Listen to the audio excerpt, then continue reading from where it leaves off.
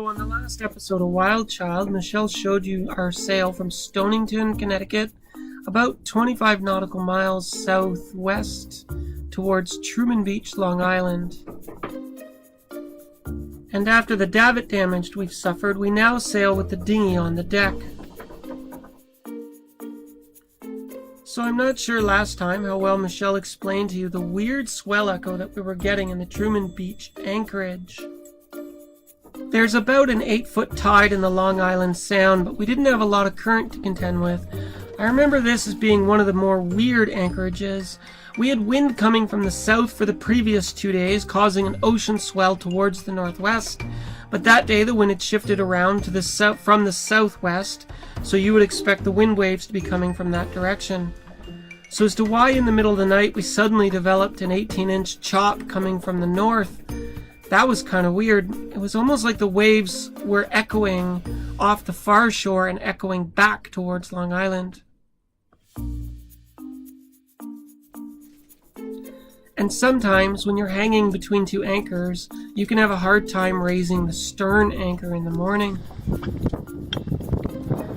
Another problem we've discovered while ocean sailing is that as your nose is pounding up and down in serious waves and water begins to penetrate your anchor locker, your ropes floating in the water and the anchor locker getting swished around like a washing machine end up tangling and tying all over themselves. The problem with the anchor, the stern anchor, with the wave, it makes all the rope of the different anchor. We have Denford, Bruce, Fortress, and you see the little cord rope for the dinghy. It's all tangled everywhere. Now I need to make sure that, because when you need to drop the anchor, you need to drop the anchor and to say, oh, hold on, put it at neutral. Sometimes you cannot do that, so I'm fixing it so it won't happen again. This is the second time it's happening, but this time I said to Lexi, honey, I'm going to go and get ready for in advance, big time in advance. So, and this is what I did, and we managed. It will pull out less stress on the stern anchor. No. So Michelle is in his hole again. This is his hole. It's the anchor locker. He lives in the hole. He's got it all ready. Good morning. He's got it all ready on our beautiful Lumar $3,000 brand new freaking windlass. But all hail the windlass. It was a lot of work to install it, but it is a lot easier than pulling 150 feet of chain by hand every day. Well, there's our crazy swing pattern at our anchorage.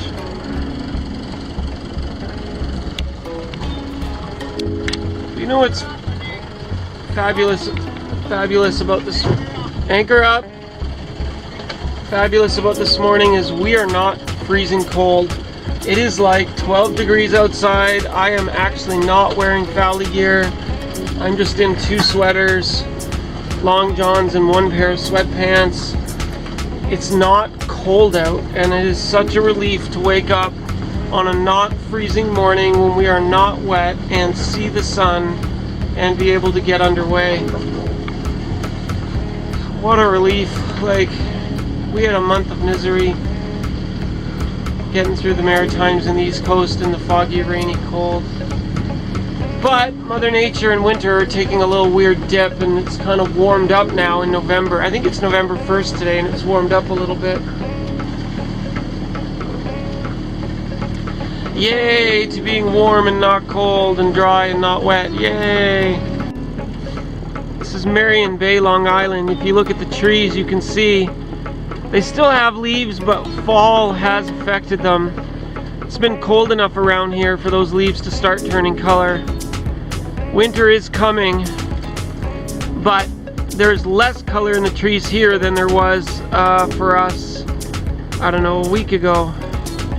So we're beginning to make progress on winter.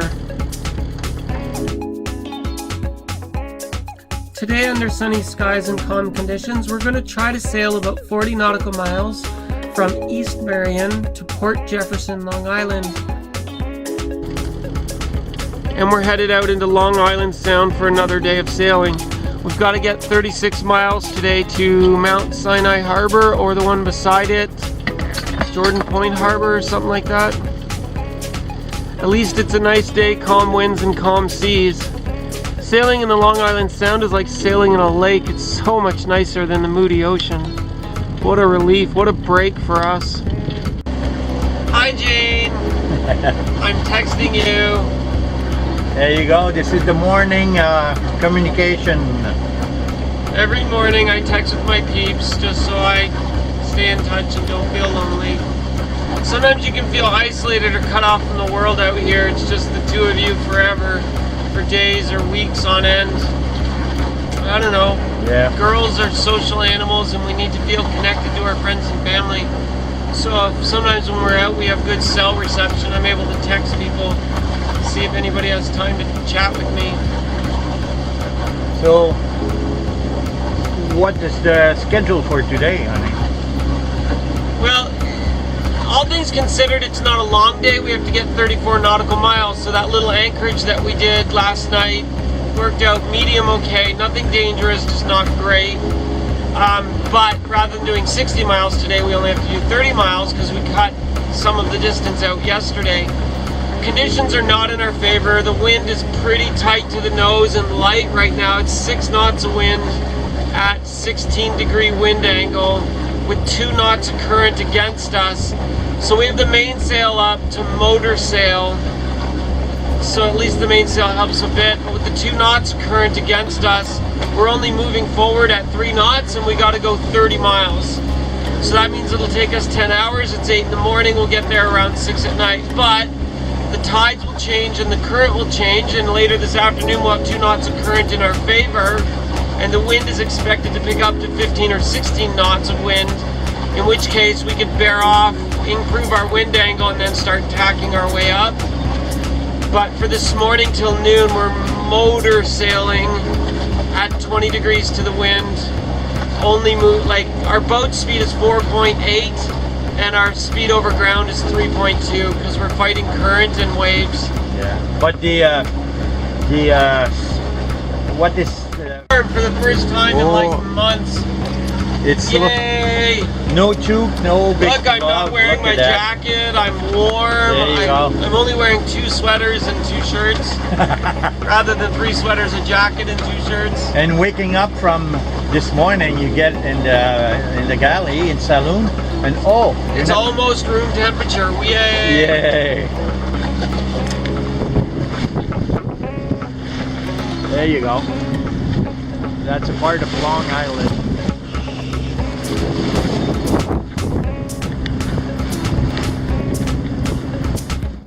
Saying to Lexi that this is really sailing.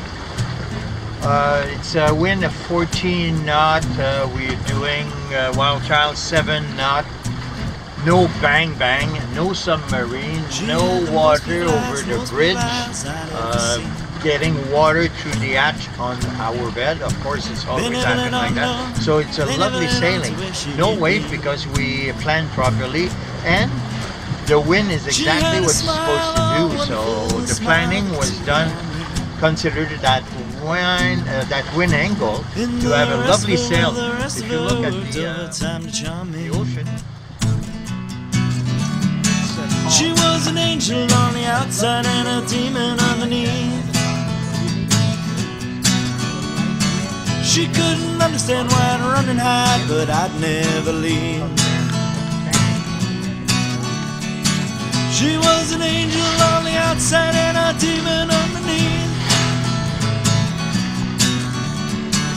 I couldn't understand why she liked to watch me bleed.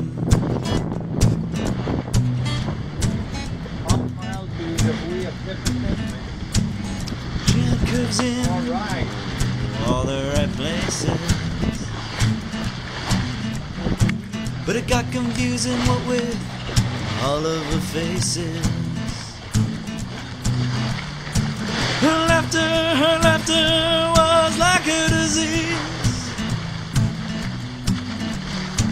and her whispers, well, her whispers brought me to my knees. She was an angel on the outside and a demon underneath.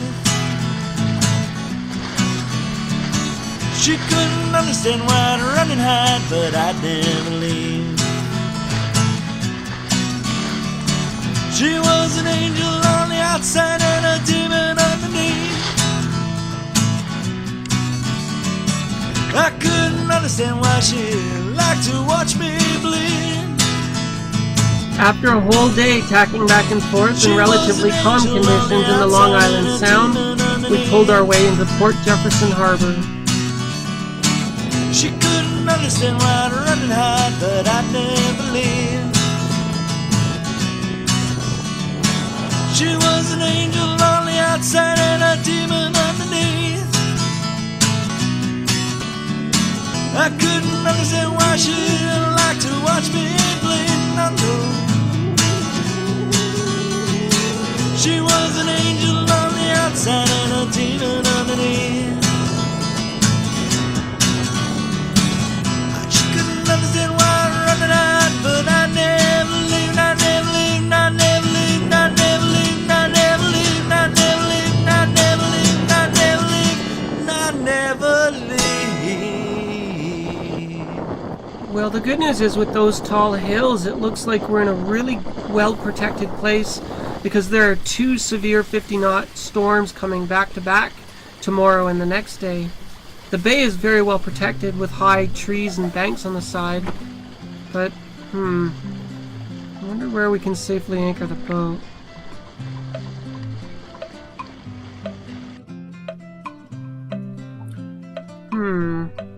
So this place appears to have a huge mooring field, but it's not completely empty and it's not completely the end of the season. I wonder if we grabbed a mooring ball near the back, if anybody would come out in the storm to try to collect money from us. Are we even safe on one of these mooring balls, or would we be better off and safer on our own anchor? Shallow, soft sand might be difficult to anchor in and get a good hold if there's going to be 50 knots of wind coming in 2 separate fronts. It means the wind's going to clock around a bunch of times.